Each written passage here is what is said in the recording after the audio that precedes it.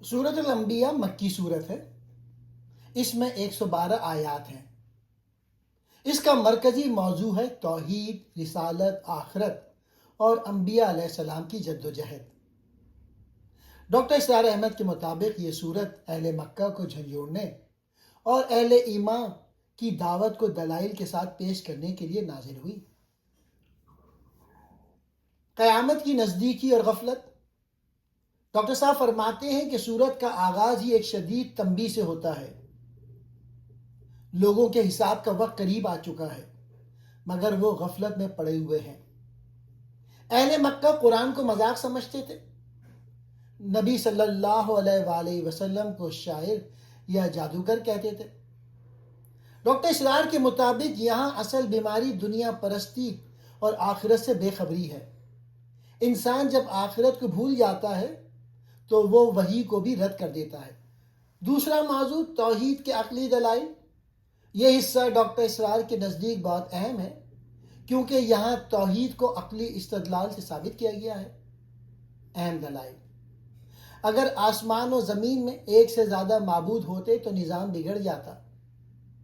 اللہ نے کائنات کو کھیل تماشے کے لیے نہیں بنایا۔ ہر جاندار کو موت آنی ہے۔ ڈاکٹر صاحب کہتے ہیں کہ یہ آیات بتاتی ہیں کہ اسلام صرف جذباتی مذہب نہیں، بلکہ عقلی اور فکری دین ہے۔ تیسرا موضوع انبیاء علیہ السلام کے واقعات۔ سورۃ الانبیاء کا بڑا حصہ مختلف انبیاء کے تذکرے پر مشتمل ہے۔ ڈاکٹر اسرار کے مطابق ان واقعات کا مقصد قصہ گوئی نہیں، بلکہ دعوتی تحریک کو تقویت دینا ہے۔ حضرت ابراہیم علیہ السلام، بتوں کو توڑنا، قوم سے مکالمہ، آگ میں ڈالے جانا۔ ڈاکٹر اسرار کہتے ہیں کہ حضرت ابراہیم علیہ السلام توحید کے انقلابی داعی تھے۔ ان کا اسلوب ہمیں سکھاتا ہے کہ باطل نظام کو للکارنا ایمان کا تقاضا ہے۔ حضرت لوط علیہ السلام، اخلاقی بگاڑ کے خلاف جد و جہد۔ ڈاکٹر صاحب فرماتے ہیں کہ قوم لوط کا ذکر یہ بتانے کے لیے ہے کہ جب معاشرہ فحاشی میں ڈوب جائے تو عذاب قریب آ جاتا ہے۔ حضرت نوح علیہ السلام، طویل صبر اور مسلسل دعوت۔ یہ دعوتی کارکنوں کے لیے سبق ہے کہ نتائج اللہ کے ہاتھ میں ہیں۔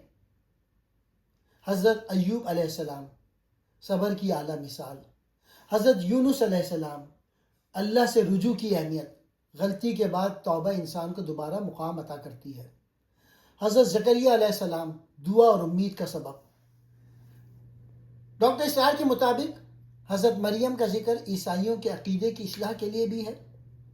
حضرت عیسیٰ کو اللہ کا بندہ قرار دیا گیا، معبود نہیں۔ امت واحدہ کا تصور۔ یہ تمہاری امت ایک ہی امت ہے اور میں تمہارا رب ہوں۔ ڈاکٹر اسرار کے نزدیک یہ آیت نظام خلافت اور اجتماعی جد و جہد کی بنیاد ہے۔ اسلام صرف انفرادی عبادات کا دین نہیں، بلکہ ایک اجتماعی نظام حیات ہے۔ پانچواں موضوع قیامت کا منظر اور انجام۔ زمین لپیٹ دی جائے گی، نیک لوگ جنت کے وارث ہوں گے، مجرم جہنم میں جائیں گے۔ ڈاکٹر صاحب فرماتے ہیں کہ آخری آیت نبی صلی اللہ علیہ وآلہ وسلم کے لیے تسلی اور کفار کے لیے وارننگ ہے۔ حق کا غلبہ یقینی ہے۔